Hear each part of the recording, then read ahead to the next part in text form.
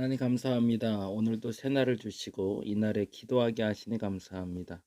무릎 꿇고 기도할 때 주 앞에서 조아릴 때 주께서 우리의 기도 응답하여 주시고 하나님 무엇보다 눈 때문에 고통받고 어려워하는 이들을 주께서 만져주시며 이 폭설로 말미암아 고통받는 이들을 위로하여 주옵소서.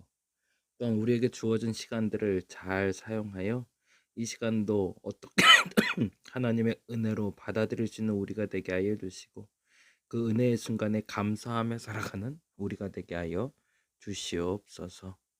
오늘도 감사합니다. 고마우신 예수님 이름으로 기도드립니다. 아멘, 아멘. 네, 오늘은 다니엘 9장부터 12장까지 말씀 함께 보는 날이고요. 그 중에 다니엘 12장 1절에서 4절 말씀 같이 보도록 합니다. 구약성경 다니엘 12장 1절에서 4절까지의 말씀이 됩니다. 우리 같이 한 목소리로 읽도록 하겠습니다. 그때에 내 민족을 호위하는 큰 군주 미가엘이 일어날 것이요 또 환란이 있으리니 이는 개국 이래로 그때까지 없던 환란일 것이며 그때에 내 백성 중 책에 기록된 모든 자가 구원을 받을 것이라. 땅의 티끌 가운데에서 자는 자 중에서 많은 사람이 깨어나 영생을 받는 자도 있겠고 수치를 당하여서 영원히 부끄러움을 당할 자도 있을 것이며 지혜 있는 자는 궁창의 빛과 같이 빛날 것이요 많은 사람을 옳은 대로 돌아오게 한 자는 별과 같이 영원토록 빛나리라. 다니엘아, 마지막 때까지 이 말을 간수하고 이 글을 봉함하라. 많은 사람이 빨리 왕래하며 지식을 더하리라. 아멘, 아멘. 오늘 말씀을 통해서 다니엘서 9장부터 12장까지 이야기를 잠깐 좀 마무리하고요. 그리고 다니엘서도 마감하려고 합니다. 눈이 많이 왔네요. 그래서 어제부터 많이 힘들어 하시는 분들도 있고 어제 우리 수요 예배도 못 드렸는데 예배 가운데 하나님이 함께 하시기도 하지만 우리의 삶 가운데 함께 하시는 하나님, 그 하나님을 묵상하며 그 하나님 앞에 깨어있는 저와 여러분 되시길 바랍니다. 무엇보다 어려움을 당할 때 진짜 그리스도인이 누군지를 드러납니다. 모두가 어렵다고 할 때 감사할 수 있는 사람이 진짜 그리스도인입니다. 저와 여러분이 그 감사의 사람 되어주시기를 부탁드립니다. 조금 어렵고 조금 힘들어도 출근 시간 조금 일찍 움직여 주시고 조금 일찍 퇴근할 수 있다면 좀 일찍 퇴근하시고 아니면 조금 늦게 퇴근해서 서로 간에 불편하지 않도록 그래서 그 가운데서도 감사할 수 있도록 오늘 또 먼 길 갔다 온다는 사람 이야기도 들었는데 오가는 길에 안전 위해서 함께 기도했으면 좋겠습니다. 특별히 이번 폭설로 정리 때문에 고통받는 사람들, 어려운 사람들도 있어요. 그런 이들을 위해서도 같이 기도했으면 좋겠습니다. 9장부터 잠깐 말씀을 나눠볼까요? 9장에서 다니엘은 포로 생활 가운데 있던 이스라엘이 70년 동안 포로 생활을 하게 될 것이라는 예레미야 예언이 어떤 것인지를 알게 됩니다. 기도 가운데 하나님이 알려주시는 것들이 있습니다. 그건 앞으로 일어날 일이 아니라 기록된 말씀을 통해서 깨닫게 하는 겁니다. 이 부분은 여러분 오해 없었으면 좋겠습니다. 앞으로 알 일에 대해서 예언으로 알려주신 것도 사실은 많이 있습니다. 근데 그거보다 더 중요한 건 기록된 말씀을 통해서 깨닫게 하시는 겁니다. 다니엘이 어찌 보면 이 시간에 반복적으로 하나님의 율법을 기록했고 묵상했고 그래서 그 기도 가운데 70년이라는 예레미야 예언을 해석해낼 수 있는 지혜가 생겼던 거죠. 그리고 계수해 보니 이제 이 시간이 얼마 안 남았다는 걸 깨닫게 된 겁니다. 그래서 다니엘은 기도합니다. 이스라엘의 회개와 회복을 위해 하나님께 기도드리고 그 기도 응답으로 70년 동안의 예언이 이제는 확증되었다는 것을 알게 됩니다. 하나님께서는 이스라엘 백성들을 위해서 언약도 만드셨고 복주기를 원하셨지만 이스라엘이 현재의 백성들이 하나님의 말씀을 청종하지 아니했음을 먼저 회개하고 다니엘은 자신이 백성이 지은 모든 죄를 사해 주시기를 하나님께 간구하고 있습니다. 하나님의 긍휼하심만이 죄인에게 구원을 허락하신다는 걸 알고 있기 때문이죠. 우리도 마찬가지입니다. 하나님 앞에 온전해지기 위해선 자신의 자리가 어딘지를 깨달아야 됩니다. 내가 뭘 잘하고 있는지 잘못하고 있는지를 인정해야 되고, 그리고 인정하고 깨닫는 것이 회개의 시작입니다. 인정하고 깨닫는 것이 회개의 시작이지 회개의 결과는 아닙니다. 회개의 결과는 인정하고 깨달은 대로 살아내는 겁니다. 돌아서야 된다면 돌아설 수 있어야 되고요.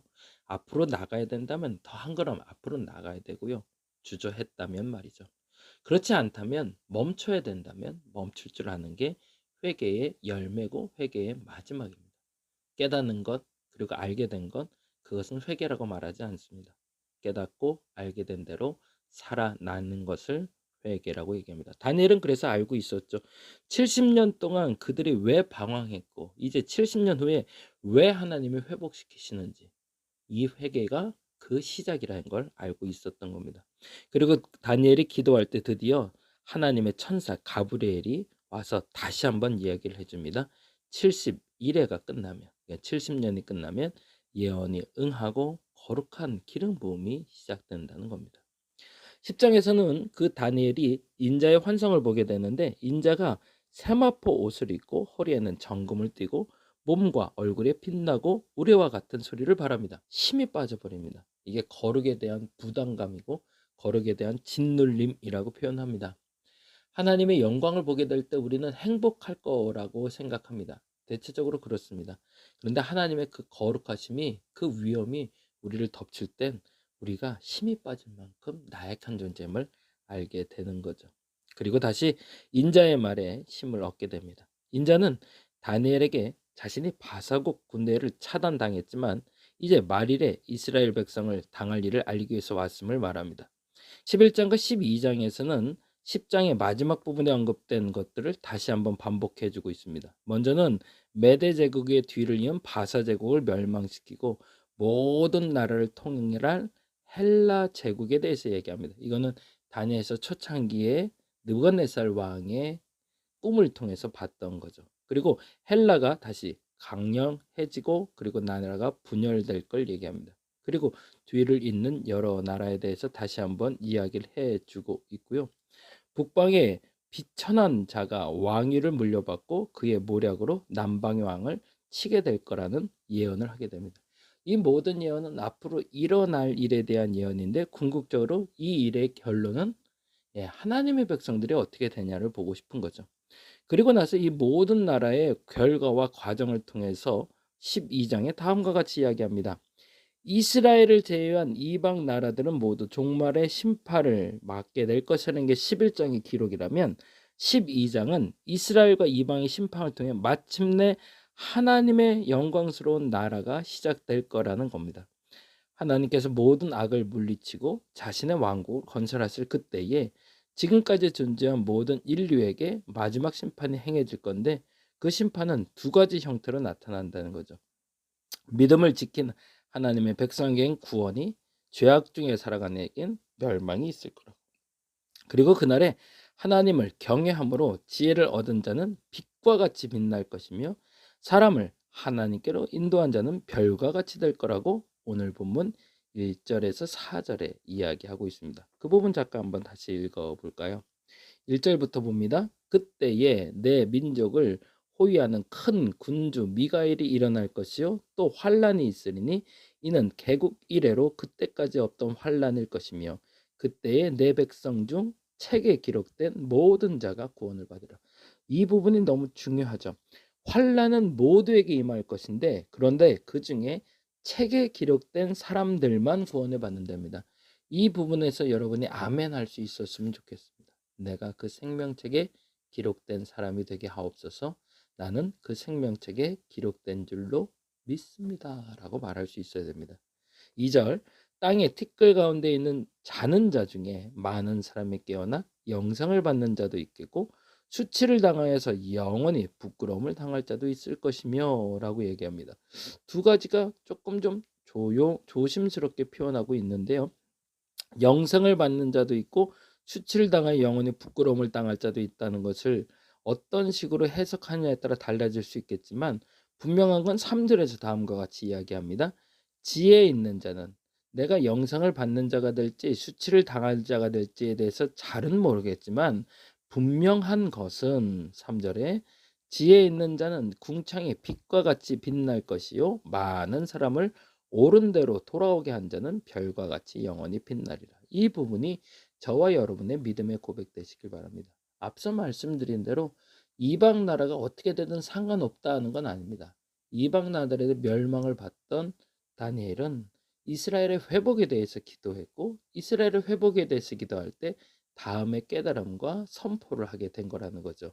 지혜 있는 자는 궁창의 빛과 같이 빛날 것이라고, 그리고 많은 사람을 옳은 대로 돌아오게 한 자는 별과 같이 영원히 빛날 것이라고. 이것이 저와 여러분의 마지막 장면이 되었으면 좋겠습니다. 지난번에도 말씀드린 것처럼 지식이 있는 자와 지혜가 있는 자가 다릅니다.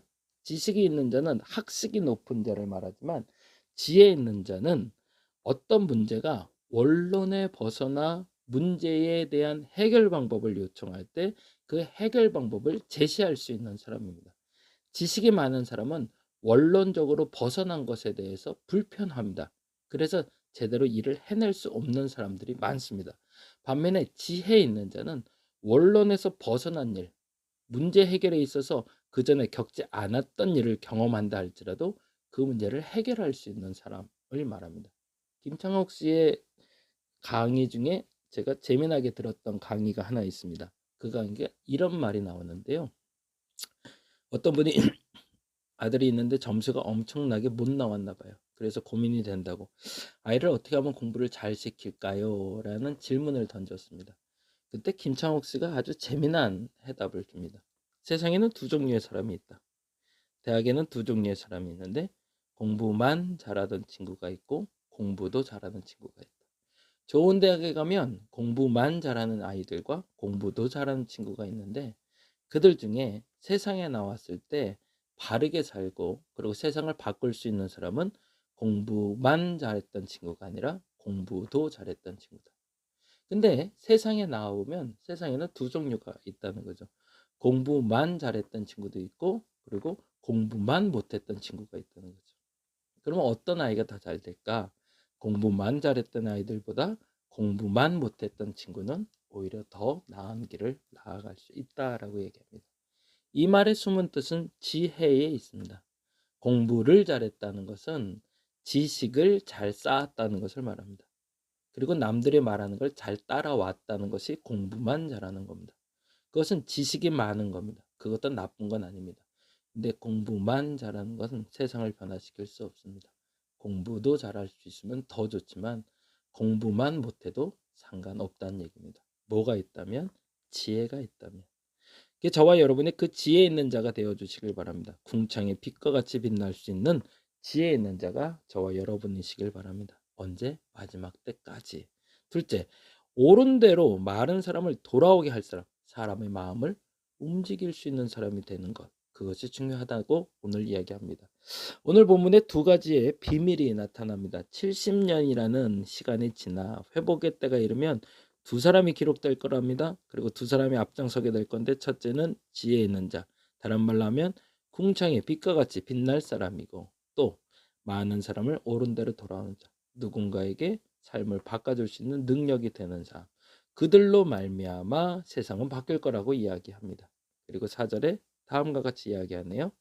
다니엘아, 마지막 때까지 이 말을 간수하고 이 글을 봉함하라. 많은 사람이 빨리 왕래하며 지식이 더하리라.